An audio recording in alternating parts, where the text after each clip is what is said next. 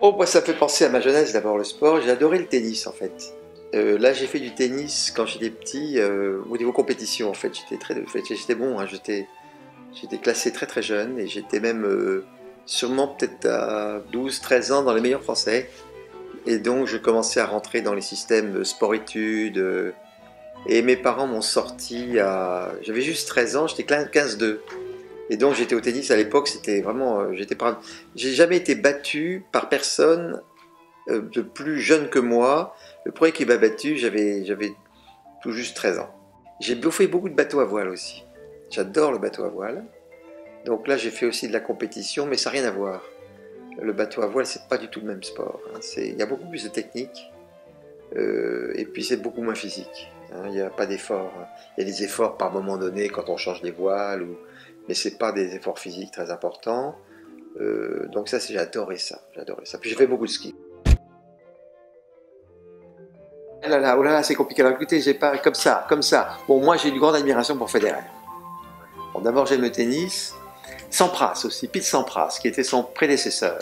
Et en fait, Sampras a vu que c'est Federer qui lui succéderait. Et il savait qu'il serait battre, et il avait une grande tendresse pour lui.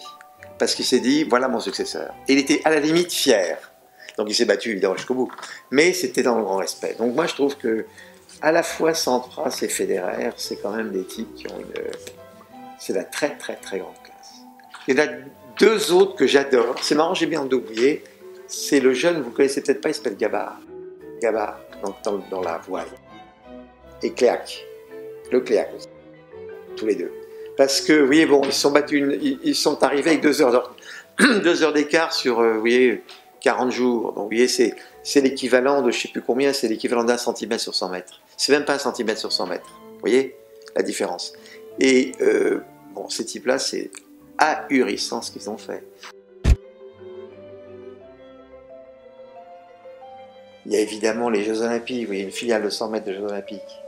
Là, c'est autre chose, vous voyez, c'est sûr que c'est un truc tellement fantastique. J'avais qu'un à choisir, ce serait évidemment le... Oui, ce serait 100 mètres. Ce serait 100 mètres au JO. Voilà. Ça, ce serait vraiment le rêve, ça.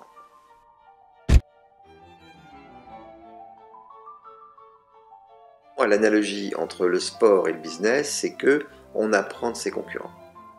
Et alors, je crois que jouer en partie, c'est très important parce qu'il y a aussi une... On se met en cause. Faire des balles, c'est très bien, on fait des jolies balles et on dit joue bien. Mais la partie, c'est autre chose, c'est qu'on accepte de se mettre à risque de perdre. Alors c'est ça qui rend la victoire sympa d'ailleurs, parce qu'on a pu perdre. Donc je crois que tout ça, l'analogie entre le sport et le business est considérable. Parce que le business, c'est exactement pareil. Hein, on a un concurrent, une société concurrente, il faut faire mieux qu'elle. Et ça, on apprend l'humilité, on apprend tout. Et donc le sport, pour moi, c'est une fantastique formation au business. C'est un élément important si vous voulez l'excellence. Dans le métier, si vous voulez, vous avez un métier, donc c'est tout un savoir-faire, un métier. Ben, vous apprenez, et puis après, il y a la notion de devenir champion. Et quand vous êtes champion, c'est une dimension de plus du métier. Vous êtes celui qui, sur Paris ou sur la France ou dans le monde, est le meilleur. Ou pouvez être le meilleur. Et donc le sport, on passe de métier à champion, vous voyez. Et ça, c'est une dimension très importante. Chez Essilor, on a mis à des niveaux très élevés des gens qui avaient des champions de France de natation, de triathlon, de tir à l'arc.